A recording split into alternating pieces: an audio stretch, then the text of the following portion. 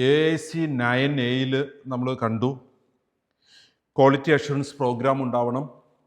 ആ പ്രോഗ്രാമിൻ്റെ റിവ്യൂ അനുസരിച്ച് നമുക്ക് ഏറ്റവും ക്വാളിറ്റി ഇമേജസ് ഏറ്റവും മിനിമം റേഡിയേഷനിൽ എങ്ങനെയാണ് പ്രൊവൈഡ് ചെയ്യേണ്ടതെന്ന് നമുക്കൊരു പ്ലാൻ ഉണ്ടാവണം.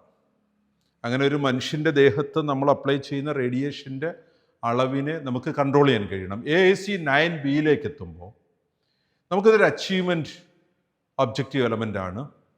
A system is in place to ensure the appropriateness of the investigation and the procedure for the clinical indications. നമ്മളുടെ ഈ ഒരു ഇൻവെസ്റ്റിഗേഷൻ അത്യാവശ്യമാണോ, ആവശ്യമാണോ, ആൾട്ടർനേറ്റീവിന് പോകാൻ പറ്റുമോ? കാര്യം ഇത് റേഡിയോളജി ഇൻവെസ്റ്റിഗേഷൻ, റേഡിയോ വേവ്സ് മനുഷ്യൻ്റെ ശരീരത്തിൽ അപ്ലൈ ചെയ്യുകയാണ്. മറ്റൊരു ഇൻവെസ്റ്റിഗേഷനിൽ കൂടെയും അത്രയും വ്യക്തമായ ഇൻഫർമേഷൻ കിട്ടാത്ത സാഹചര്യത്തിലാണ് നമ്മുടെ ഹോസ്പിറ്റലിൽ ഒരു റേഡിയോളജി ഇൻവെസ്റ്റിഗേഷനിലേക്ക് ഒരാളിനെ വിടേണ്ടത്.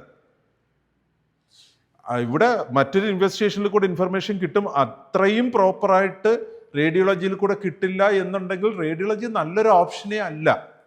കാരണം നമ്മുടെ മനുഷ്യ ശരീരത്തിൻ്റെ സോഫ്റ്റ് ടിഷ്യൂസിനെ ആ സോഫ്റ്റ് ടിഷ്യൂ മനസ്സിലാക്കി അല്പം കുറച്ച് ഡോസ് കൊടുക്കുന്ന രീതി നമുക്കുണ്ടെങ്കിൽ പോലും അതുപോലും അവിടെ പ്രോബ്ലം ഉണ്ടാക്കാൻ സാധ്യതയുണ്ട്. ചിലപ്പോൾ ഒരു അൾട്രാസൗണ്ട് സ്കാനിൽ കൂടെ കണ്ടുപിടിക്കാൻ കഴിയുന്ന ഒരു പ്രോബ്ലം ആയിരിക്കാം റേഡിയോളജി വേണ്ടാന്ന് വിചാരിക്കാൻ കൺസൾട്ടിങ് ഡോക്ടറുമായിട്ട് നമുക്ക് ഡിസ്കസ് ചെയ്യാൻ റേഡിയോളജി ഡിപ്പാർട്ട്മെൻറ്റിന് കഴിയണം.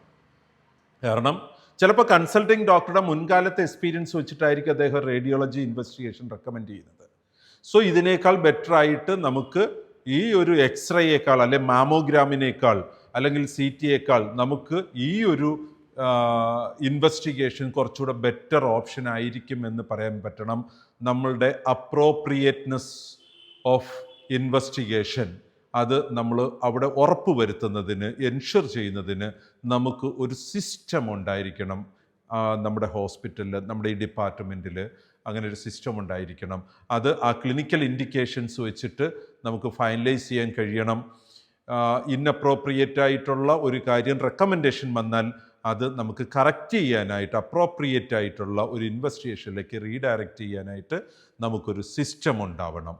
ഓക്കെ, ഒരു ഇൻറ്റേർണൽ ഓഡിറ്റ് ഇതിന് വേണ്ടിയിട്ട് നമുക്ക് ചെയ്യാൻ പറ്റുവാണെങ്കിൽ നല്ലതാണ്. കാരണം effectiveness of radiological imaging services and other imaging services or any other investigation, അതിൻ്റെ എഫക്റ്റീവ്നെസ് നമുക്ക് ക്ലിനിക്കോ റേഡിയോളജിക്കൽ മീറ്റിംഗ്സിൽ ഡിസ്കസ് ചെയ്യപ്പെടാനും ഡോക്യുമെൻ്റ് ചെയ്യപ്പെട്ട് കൂടുതൽ ഫേവറബിളായിട്ട് മനുഷ്യർക്ക് എന്താണ് ചെയ്യാൻ കഴിയുന്നതെന്ന് ചിന്തിക്കണമെന്നതാണ് ഈ അച്ചീവ്മെൻറ്റ് AIC 9B.